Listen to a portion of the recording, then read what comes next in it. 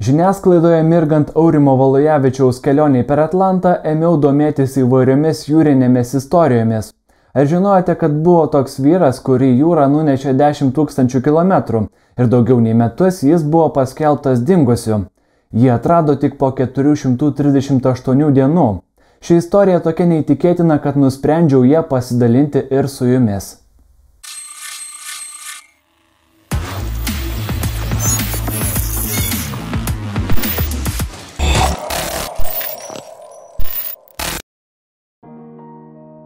2012 lapkričio 17 iš mažo kaimelio Meksikoje išplaukė du žvejai. 37 Jose Salvador Alvarenga ir 22 Ezekielis Cordoba. Užsiiminėjant giliavandene žvejybą jūroje vyrai ketino praleisti 30 valandų. Nuo kranto jie patraukė su 7 metrų stiklo pluošto valtimi, kurioje tebuvo įmontuota šaldytuvas sugautai žuviai laikyti. Neilgai po kelionės pradžios žvejus užklupo audra, o jų valtis greitai atsidūrė jos viduryje. Juos blaškė 28 metrų per sekundę vėjas ir laužė 5 metrų ramiojo vandenyno bangos. Po poros valandų kovojant su audra nustojo veikti valties variklis ir racija. Taip vyrai dingo iš visų radarų. Žvejų kolegos inicijavo dingusių vyrų paiešką, tačiau bėgo dienos, o Jose ir Ezekielio niekas nerado. Tuo tarpu vyrai kovojo su vandenyno siųstais išbandymais, vėjais ir audromis, kurie baigėsi tik po 5 dienų. Neįtikėtina, tačiau valtis viską atlaikė. Viskam nurimus, audra buvo visiškai išmušusi vyrus iš vėžių. Jie nebesiorientavo ir jautėsi lyg pasiklydę viduryje dykumos. Daugumą daiktų pasiglemžė vandenynas. Vyrams liko tik plikas variklis, medinė lenta, vienas kibiras, keli drabužiai, šaldytuvas, baliklio buteliukai, šiek tiek virvės ir vienas raudonasis svogūnas. Žvejai neturėjo su kuo nustatyti kurso ar irkluoti, o juos pasigavusi srovė pradėjo juos gabenti į vakarus. Dreifuojančią valtį vandenynas į savo vidurį tempėsi maždaug 120 km per dieną. Nelaimėliai jautė, kad tik limpo ne juokais, kai horizonte nebuvo matyti visiškai nieko, tik vanduo, debesys ir saulė. Visgi tuomet artimiausios salos buvo už daugiau nei 1500 kilometrų. Įsivyravo visiškas štilius, vanduo buvo ramus, o pakilusi saulė kaitino virš 30 laipsnių Celsijaus. Išgarindama paskutinius Jose ir Ezekielio kūno drėgmės lašelius. Jų lūpos sutino ir perskilo, kūną nusėjo raudonos dėmės, oda susitraukė ir įsitempė. Vyrus gelbėjo tik surinktas lietaus vanduo ir ištikusi letargija. Liguistas miegas ir būsena, kai susilpnėja visos organizmo gyvybinės funkcijos ir sumažėja arba visai dingsta reakcija į aplinkos dirgiklius. Jose pastebėjo, kad prie valties kartais priplaukė žuvis raguotinė, todėl jis iškišęs rankas į vandenį bandė laukti grobio. Žuviai priartėjus ir plaukiant tarp jo rankų, šis trenkė jomis suplodamas ir taip sugavo pirmąjį maistą. Neilgai trukus per pirmąją tokią žvejybą jis sugavo net 30 mažų žuvelių. Pasirodo, jas viliojo ant valties dugno augantis dumblas. Kol Jose žvejodavo, Ezekielis ją išdarinėdavo ir sudėliodavo ant saulės džiūtę. Būtent su džiūvusia žuvimi jie ir maitinosi. Atliekomis kaip masalų žvejai prisiviliodavo kitokias žuvis, todėl maisto nebetrūko. Tačiau su vandeniu tuomet buvo sunkiau, lijo retai, vyrams teko gerti net savo šlapimą. Vienu metu jiems prasidėjo haliucinacijos ir kliedesiai. Vienas kitam liepdavo eiti į parduotuvę, susakydavo pirkinių sąrašą, įsakydavo nupirkti sulčių ir kitų gerybių. Kitas po 5 minučių tylėjimo atšaudavo, kad jau sugrįžo. Deja, parduotuvė buvo uždaryta. Vyrams ėmė vaidentis, jie pradėjo matyti tai, ko iš tiesų vandenyje ar valtyje nebuvo. Tas kažkiek padėdavo užmigti ir nesiblaškyti, tačiau jų kūnai toliau traukėsi. Vyrai sulyso, o jų galvas priminė kaukoles. Jaunesniajam žvejui Ezekieliui sekėsi daug sunkiau, jo būklė prastėjo daug greičiau nei veteranui. Jose įsigudrino medžioti paukščius, juos suviliodavo žuvimis ir atliekomis. Jų mėsą valgydavo žalią. Mėsa po kelių dienų susigundė ir prieš tai jie šlykštėjęsis leisgyvis jaunuolis. Medžioklė tobulėjo, o kiekvienas apdorojimas tapo lengvesnis ir geresnis. Tai prabėgo 4 savaitės. Dieną vyrai nuo saulės slėpėsi ir miegojo šaldytuve, o išlįsdavo tik apie 4 dienos. Kartą vyrai vieno paukščio viduriuose rado nuodingos jūrų gyvatės palaikus, o paukštį valgęs jaunuolis jie nusinuodijo. Pradėjo vemti, iš burnos dribo putos ir kūną varstė nepakeliami skausmai. Tačiau po poros dienų vyras visgi stebuklingai pasveiko. Bėgant savaitėms, Jose prie tokio gyvenimo priprato. Veteranas žvejys prisitaikė, sugrįžo jo svoris, o tokios dienos jam netgi ėmė patikti.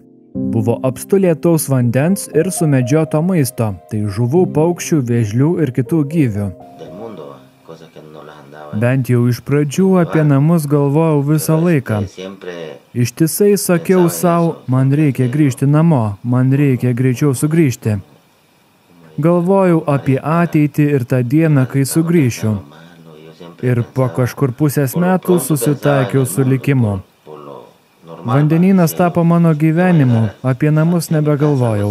Buvau įsitikinęs, kad tapau vandenyno dalimi ir toks dabar bus mano gyvenimas. Pradėjau galvoti apie šią dieną ir ką veiksiu šiandien.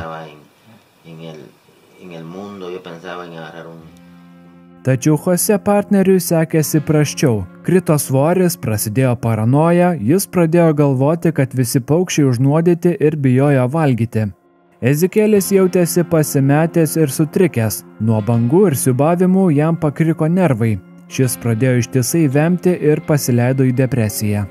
Jaunuolis sugalvojo planą. Priplaukus rykliams bandė nusižudyti šokant į vandenį. Tačiau Jose tam sutrukdė ir vyrai susigrūmė. 22 žvejys apsiramino tik uždarytą šaldytuve. Kovo 15 rytą, 118 dieną po dingimo, Ezekielis atsikėlęs pareiškė, kad tuoj mirs. Paėmęs vandens bandė atsigerti, tačiau nuryti jau nebepavyko. Jis išsitiesė valtyje ir užgeso atmerktomis akimis. Tai buvo labai baisi patirtis.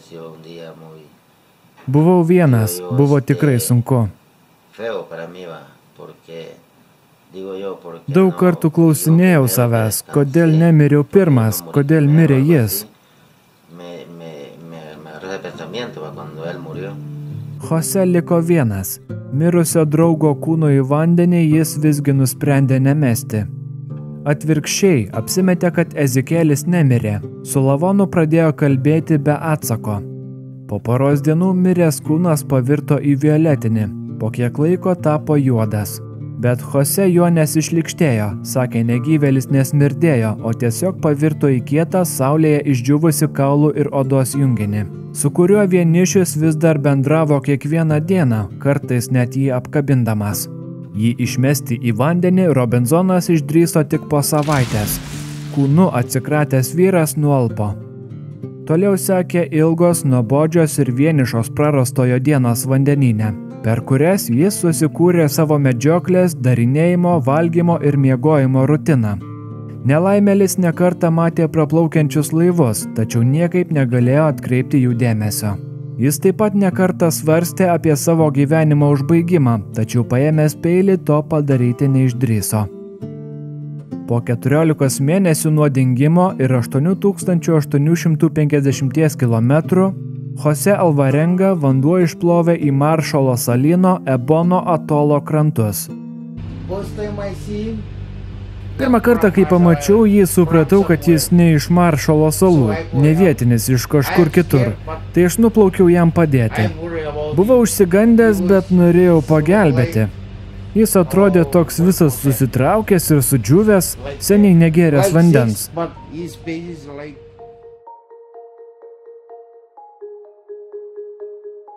Ten žvejys buvo gydomas kurį laiką, prieš išskraidinant jį į vyro gimtąjį Salvadorą, kur jį sutiko ekstazės ištikti tėvai ir išsiilgusi dukra. Jo būklė ten labai greitai suprastėjo. Žmonės šią istoriją negalėjo patikėti, nes tą net filmuose sunku pamatyti. Tačiau vyro istorijas patvirtino jį apžiūrėję medikai, kaip ir advokato surengtas melo detektoriaus testas.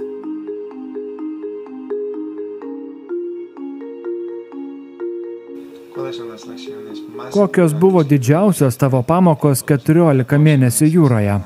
Visų pirma, supratau, kad išgyvenimas yra tavo galvoje. Tai kaip tu nusiteiki, o išgyventi fiziškai yra paprasta – maistas ir vanduo. Turėjau prisitaikyti prie sąlygų, net gerti savo šlapimą. Taip pat mane gelbėjo didžiulis tikėjimas Dievu. Buvo begalės dienų, kai nežinojau, ar išgyvensiu, o tikėjimas Dievu padėjo jas visas ištverti. Bet niekada nenorėčiau sugrįžti. Dievui pažadėjau, kad į vandenyną daugiau kojas nekišiu. Ar kada nors galvojai, kad teks pasiklysti jūroje? Aš vieną kartą buvau pasiklydęs. Jūroje išbuvau 9 dienas. Padariau klaidą ir pasimečiau. Mane gelbėtojai rado po 9 dienų. Buvau nutolęs kažkur 20 km nuo kranto. Tai aš galvojau, kad kažkada taip vėl gali nutikti, bet negalvojau, kad 14 mėnesių ir taip toli nuo kranto.